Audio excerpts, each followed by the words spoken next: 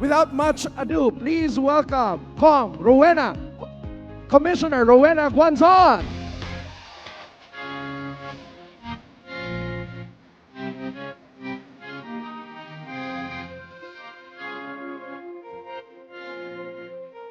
Happy Mother's Day! Pati sa mga titang ina, Happy Mother's Day! Tanang nga mga bayot nga gananay, Happy Mother's Day!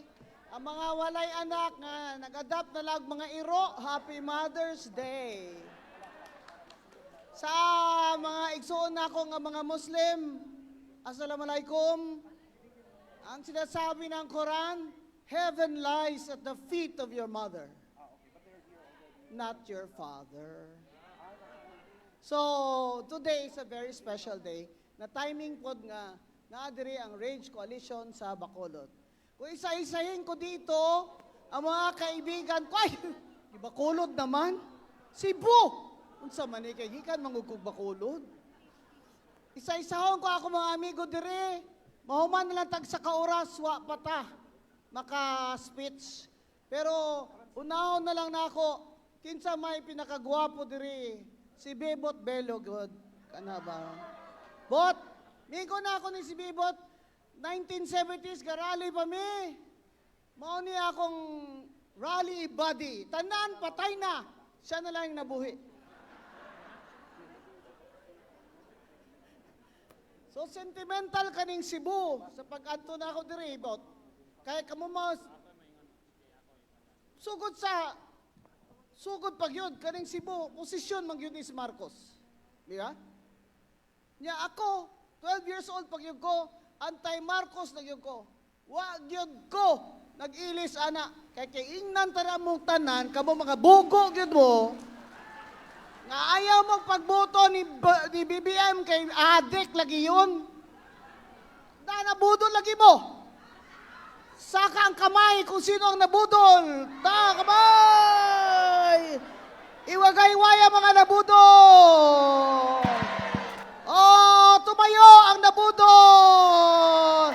At maghawak ko ang hawak ko. Grabe nangyari sa atin. Saka grabe karon sa Pilipinas. Grabe. Unemployment, up. Underemployment, 6-point-something%. Underemployment. Unemployment, 2.4%. Total of 8.9% ang walay mga trabaho o dili angay nga trabaho sa ilaha. Yan ang tunay na disaster na man-made ni BBM gang sa ato. Nagikawatan na ta, wa pagkitrabaho mga tao, gutom ang Pilipino, taas ang crime rate, foreign direct investments down by 50%, dollar 61%. Unsa man ni kanusa pa man ni siya kuhaon ni Lord?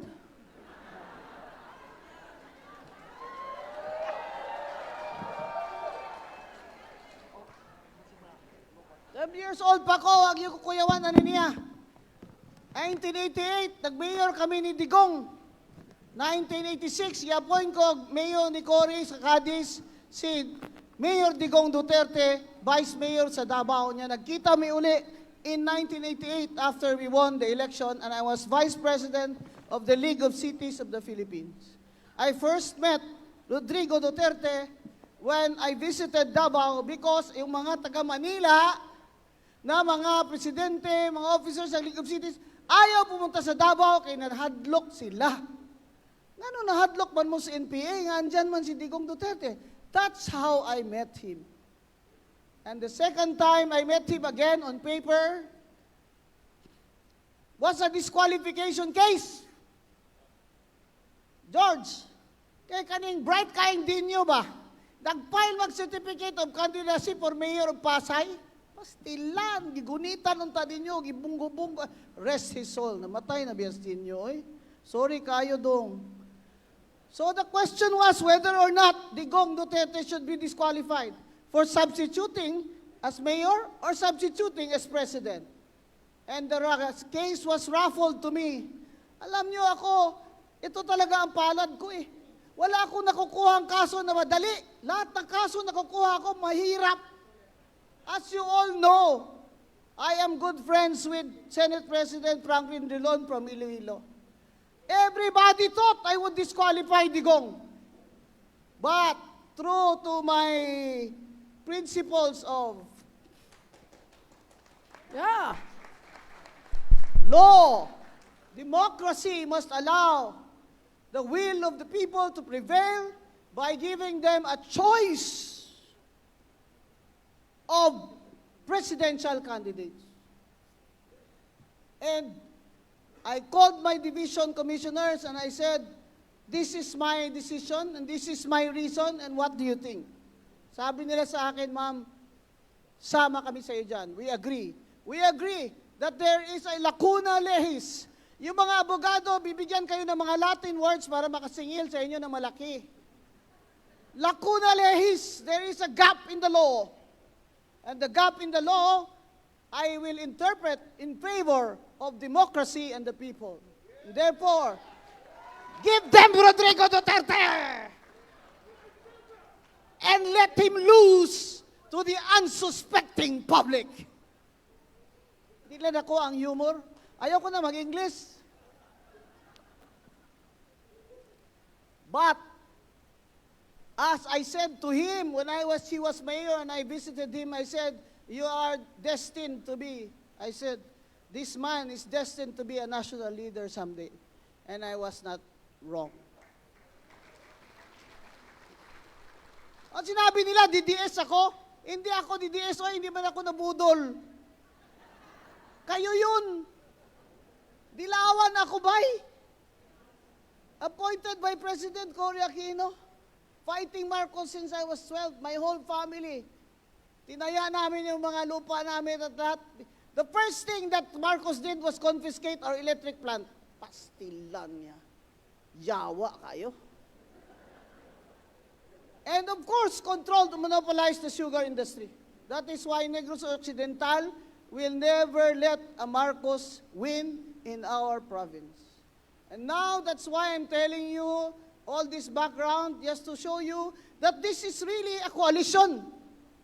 Rage is a coalition because I am not a DDS. I am not from Davao. I was commissioner when he ran for president. So you people who are asking, hindi naman yan siya nag-support kay Digong nung sa una pa, sa buguan ni Muoy. Commissioner lagi ko kumilig, anong man kumu... Bastante na akong si tatay pa, bastante na nga wala akong siya disqualify. Bastante! Oh. Oh, yung mga mistiso dyan, ipa-explain mo dyan kay George Arnaez kung ano ang bastante. My friends, Bisaya kay kong dako. Although Ilongga ko, I was born in Cadiz City, my grandfather was mayor during the Commonwealth, and third generation na kami ng mga Osmeña magkaibigan. Dahil dyan, kami ni Tami, dungan po binag-mayor, amigo kami kaayo, karon, 5 na lang ming buhi, ipriso pa nila sa Digong. Wa na ko'y bistahan sa Cebu, si Tami na lang yun. Unya, fight lang yapon mi ni Marcos. And that is what we have in common.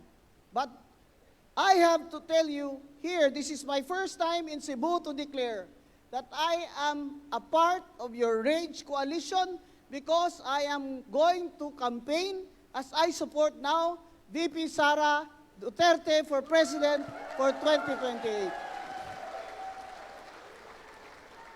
Ang mga Bisaya, number 1 voting population ng Cebu, you have to deliver the votes.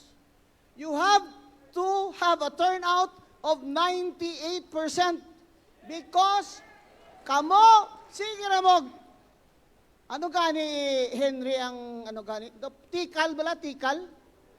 Ha? Ang hinambog. Oh. Hinambog ra mo nga, Cebu ka na, Duterte pa rin. Kanya, dili man mo magboto. Ang inyong mga amigo, mga sa bukid, wala man ninyo girehistro. Ako, commissioner ako, bibilang ako ng boto. Ayoko ng promise na hindi nyo naman pala ma-deliver. Kaya kailangan ngayon, dito sa Rage Coalition, pag-uwi natin, we have to connect with our communities para, by our example, ma-convince natin sila, wag Sara Duterte all the way. Wala karon.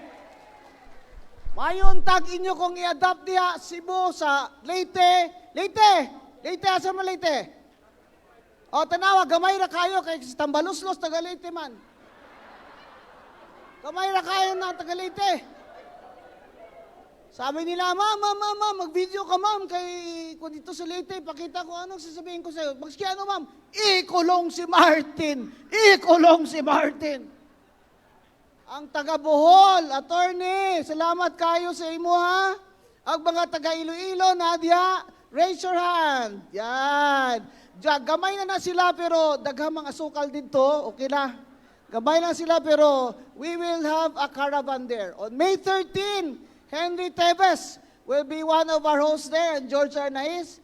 We will also have a very big event of our organizations, coalitions supporting Sara Duterte. Muna nga, mga higala, nagtindog ko dire kay layo ra ba akong gigigig? Ikapoy na ba ako? 67 years old ba ako? Baparag yapon. Sige na ko glaag-laag para na magdaog si Sara. And I will do my best in Region 6, where Sara Duterte may not have the same powerful presence in Region 6, but I have committed to personally be present at magsisimula na po ang caravan namin doon sa July. So dagang salamat kayo, kaning mga party dire. Si Mike Defensor, ako ba yan ng third cousin? Tanawa, gwapo kayo. Oh, kanda ba? Oh. Pero si Speaker Alvarez, mas gwapo. Oh. Kanang pinipilaban si Kusi, mas daghang kwarta. Oh. Mas gwapo, yun.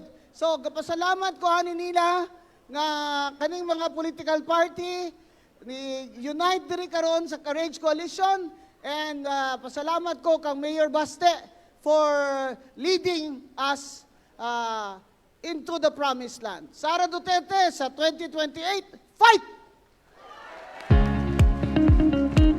Thank you so much, Commissioner Guanzon.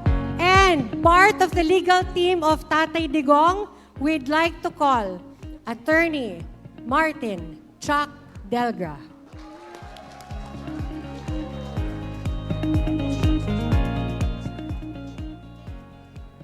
Ang organized